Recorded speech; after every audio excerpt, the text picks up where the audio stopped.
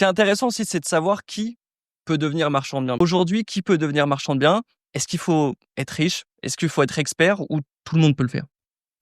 Alors, c'est une très bonne question. Pour moi, la première chose que je souhaite mettre en avant, c'est la notion de travail.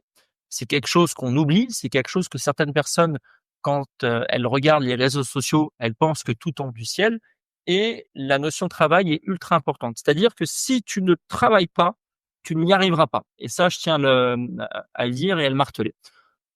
Donc, qu'est-ce que ça veut dire? Ça veut dire que tu dois travailler. Ça veut dire que tu dois avoir un minimum de temps à consacrer à cette activité-là.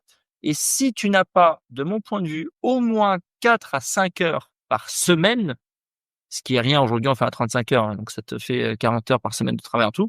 Si tu n'as pas ces 4-5 heures par semaine à faire de l'immobilier, eh bien, de mon point de vue, c'est pas fait pour toi.